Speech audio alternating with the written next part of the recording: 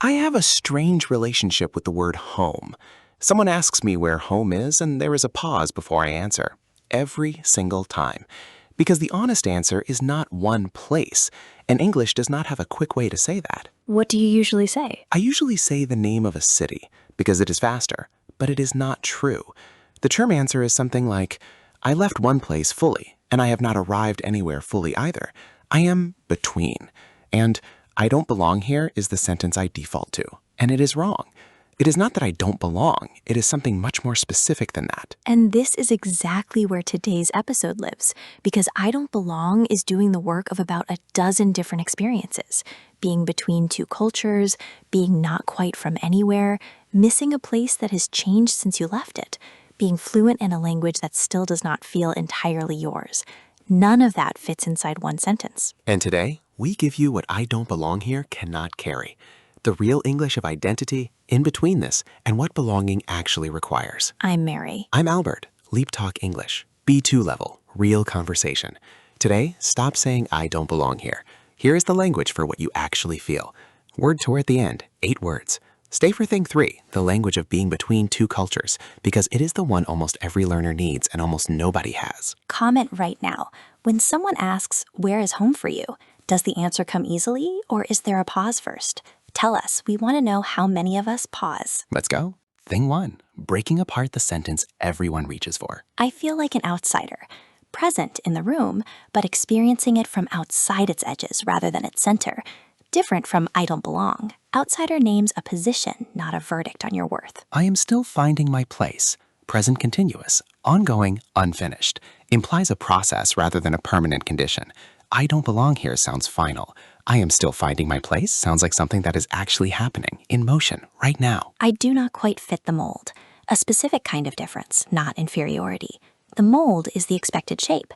Not fitting it says something about the mold, not necessarily about you. I am on the edge of the group rather than inside it. A precise spatial description of a social feeling. Useful because it is observational rather than emotional in its phrasing, which makes it easier to say honestly. I have not been fully let in yet. Naming the experience as something happening to you, gradually, rather than a fixed fact about you. The word yet is doing enormous work here, implying possibility. And the corrected version of the original sentence. It is not that I don't belong, it is that I have not been here long enough to feel it yet. A complete rewrite of the original thought, more accurate, less final, and considerably kinder to yourself. To the listener, I feel like an outsider. I am still finding my place. I do not quite fit the mold. On the edge of the group rather than inside it.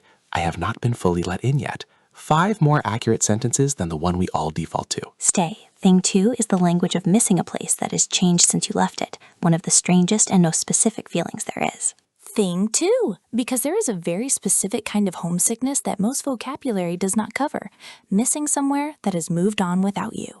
It is not the same place I left, the simple factual statement underneath the complicated feeling. Streets change, people move. The version of home in your memory is frozen at the moment you left it. I am homesick for a version of it that does not exist anymore. Far more precise than homesick alone. You are not missing the current place. You are missing a specific time that has already ended. Everyone moved on without me. Not an accusation, simply an observation. Life continued at home exactly as it should have, and the gap between that continuing life and your memory of it is where this feeling lives. I feel like a stranger when I go back. The specific disorientation of returning somewhere familiar and discovering it no longer fully recognizes you, or you no longer fully recognize it. Home is a memory now more than a place, one of the most precise sentences for this entire experience. Home is shifted from a location you could return to into something you carry, which is a very different kind of home. Not the same place I left. Homesick for a version that does not exist anymore. Everyone moved on without me. I feel like a stranger when I go back. Home is a memory now more than a place. 5 sentences for a feeling that rarely gets named properly in any language. Stay. Thing 3 is the one almost every learner needs, the language of being between two cultures. Thing 3. And I said before the episode, this is the one. Because being between two cultures is not the same as being from neither, and the vocabulary for it is almost entirely missing. I am too foreign for one place and too local for the other. The precise double bind. Not fully accepted as belonging fully to either side, regardless of which side you are standing on. I code switch without thinking about it. Already a real linguistic term, worth knowing precisely. Code switching means automatically shifting language, tone, or behavior depending on which cultural context you are in. Not performance, adaptation. I carry both and belong fully to neither. One of the most accurate and most often quoted sentences for this exact experience. Not a loss, a different dual kind of identity that does not map cleanly onto either original culture. Some things only make sense in one of my languages. Naming the specific real experience of certain feelings, jokes, or concepts existing properly in only one of the languages you hold, with no clean translation into the other. I am building a third thing out of both, the constructive reframe. Not lost between two cultures, actively building a new third identity that takes pieces of both and is not reducible to either one. Too foreign for one place, too local for the other. I code switch without thinking about it. I carry both and belong fully to neither. Some things only make sense in one of my languages. I am building a third thing out of both. 5 sentences for one of the most specific and most universal experiences among people who live across more than one culture. Stay. Thing 4 is the language for the specific moment belonging actually starts to happen. Thing 4.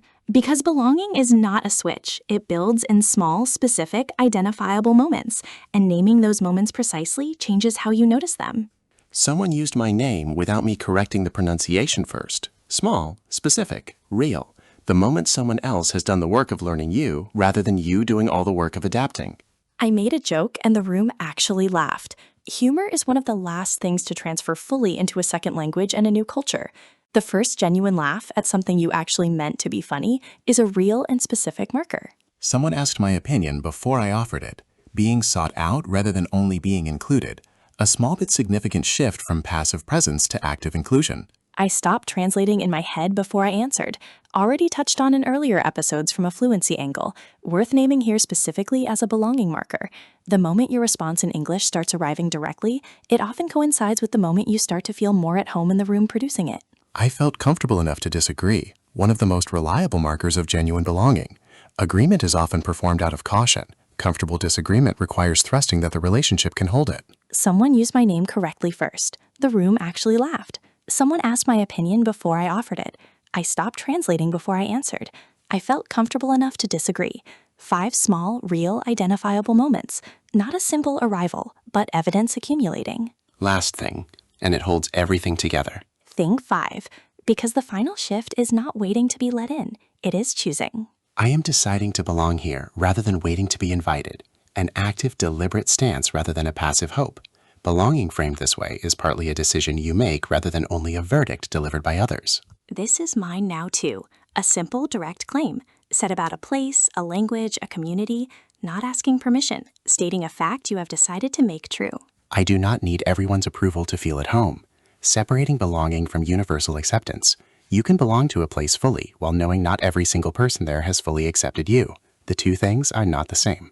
Home is wherever I have decided to plant something, a generous, active metaphor, belonging connected to investment and care, rather than to origin or unanimous welcome. And the sentence to close the whole episode. I am not waiting to belong anymore. I am building it. The shift from a passive, hopeful state to an active, ongoing one. Not a single arrival, a continuous act of construction. Deciding to belong rather than waiting to be invited. This is mine now too. I do not need everyone's approval. Home is wherever I have decided to plant something. I am not waiting to belong anymore. I am building it. 5 sentences, the language of choosing. 5 things. Beyond I don't belong. Naming what you actually feel. The language of missing a place that has changed. Being between two cultures. The specific moments belonging starts to happen. And the language of choosing where you belong. And a thing running through all 5, the same thing that ran through our episode on mental health and the one on confidence, is that the right word is recognition, not decoration. I don't belong here is a verdict. The 5 things we gave you today are not verdicts. They are descriptions. And descriptions can change. Verdicts feel permanent. Descriptions are just where you are right now. You are not someone who does not belong. You are someone who is still building it. And now, you have the words for that too. Word tour. First word, outsider. An outsider is someone positioned outside a group rather than within its center. Naming yourself an outsider describes a position, not a permanent verdict on your worth or your right to be there. For example, she had felt like an outsider for the first 6 months. Not unwelcome exactly, just not yet woven into the center of things. The feeling described where she was standing, not who she was. Repeat, outsider. Outsider. Next, disorientation. Disorientation means a loss of one's sense of direction or position, confusion about where you stand. Returning to a changed hometown often produces a specific disorientation, familiar streets that no longer feel entirely familiar. For example, the disorientation hit her on the second day back. The cafe was still there, but the people inside it were not the ones she remembered, and the gap between memory and reality left her oddly unsteady. Repeat, disorientation. Disorientation. Next, code switch. To code switch means to shift automatically between languages, tones, or behaviors depending on the cultural or social context you are in. A real linguistic term, often happening without conscious thought, and a normal feature of living between cultures rather than a sign of confusion. For example, he code switched without noticing, formal and measured with his colleagues, looser and faster with his cousins, and neither version was a performance. Both were entirely him. Repeat, code switch. Code switch. Next, dual. Dual means having two parts, aspects, or natures. A dual identity is one that genuinely holds two cultures, two languages, or two senses of self simultaneously, not split between them, but containing both at once. For example, her identity was dual rather than divided. She did not feel cut in half between her two countries. She felt like she carried both of them fully at the same time without needing to choose. Repeat, dual. Dual. Next, accumulate, already covered in a previous episode, returning here because belonging specifically accumulates rather than arriving all at once. Small moments, a correctly pronounced name, a shared joke, a comfortable disagreement, build up over time into something that eventually feels like belonging. For example, belonging had accumulated so gradually that she could not name the day it had arrived, only that, looking back, dozens of small, ordinary moments had quietly added up to something that finally felt like home. Repeat, accumulate. Accumulate. Next, deliberate, already covered, worth returning to here because choosing to belong as opposed to waiting to be invited is a deliberate act, a decision made consciously, not a status granted passively by others. For example, belonging for him became deliberate rather than hoped for. He stopped waiting for the room to decide he was part of it and started acting simply as if he already was. Repeat, deliberate. Deliberate. Next, anchor. An anchor is something that provides stability. In identity terms, an anchor is a fixed point you return to, even while everything else is in motion. People living between cultures often build new anchors, a routine, a person, a place, that holds steady regardless of which culture they are currently standing in. For example, her Sunday phone call home have become an anchor, not because it solved the distance, but because it was the one fixed point in a week that otherwise moved constantly between two very different versions of her life. Repeat, anchor. Anchor. And our final word, construct. To construct means to build, deliberately and piece by piece, rather than define ready-made. Building a third thing out of two cultures is an act of construction, taking pieces of both and assembling something new that did not exist in either original form. For example, she was not choosing between her two cultures. She was constructing something new from both of them, a version of herself that took the parts that fit and built them deliberately into something whole. Repeat, construct. Construct. 8 words: outsider, disorientation, code switch, dual, accumulate, deliberate, anchor, construct. Every one gives you a more precise way to describe an experience that I don't belong was never accurate enough to hold.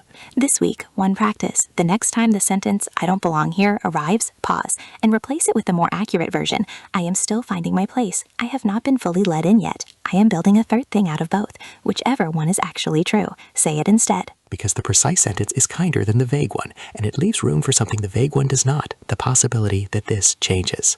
I'm Mary. I'm Albert. LeapTalk English. Thank you for listening. Wherever home is for you right now. See you in the next episode. Bye, everyone. Bye.